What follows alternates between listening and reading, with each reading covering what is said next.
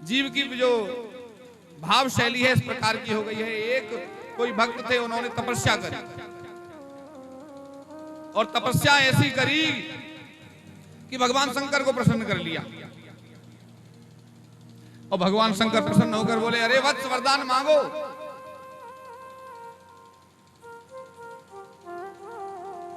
वरदान मांगा कि जब मैं जो चाहूं वही हो जाए।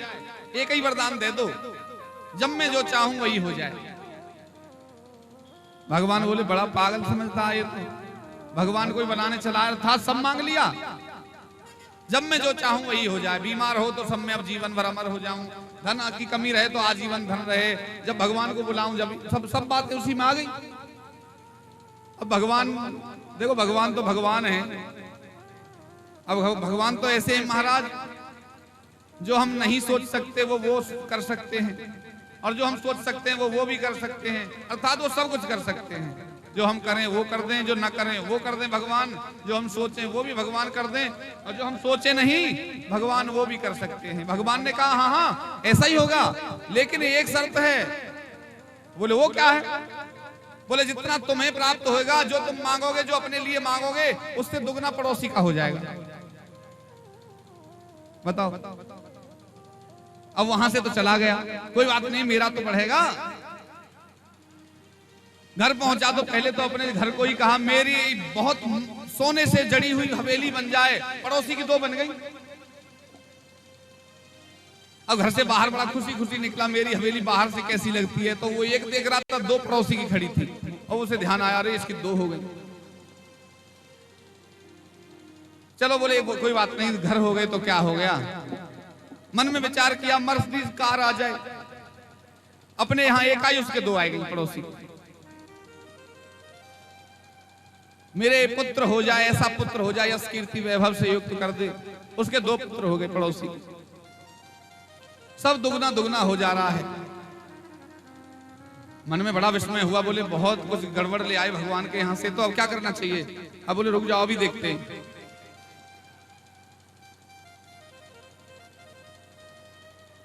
अब मेरे घर के सामने कुआं खुद जाए 20 फीट गहरा, उसके सामने 2 खुद गए। पड़ोसी के सामने 2 कुएं खुद गए, 40-40 फीट गहरे, डबल डबल हो गए। अब मन में सोचा, ससुरा एक में न गिरेगा तो 2 में से किसी में तो गिरेगा, और गिरेगा ना, हाथ पैर तो टूटेंगे ही टूटेंगे। बोलो गोविंद भगवान। हमारी जो मत्सर प्रवृत्ति है इस हद तक जा चुकी है कि पड़ोसी का बुरा हो जाए, मेरा एक हाथ कट जाए, उसके 2 कट गए। मेरा एक कट जाए, उसके पर 2 जरूर कट जाए। ये मत्सरता की हद हो गई है हमारी। पड़ोसी को, मित्र को, किसी अपने को बढ़ता भी नहीं देख पाते हम। कहीं ना कहीं हमारे भीतर द्वंद चलता है कि नहीं, मेरा ही हो और किसी का ना हो।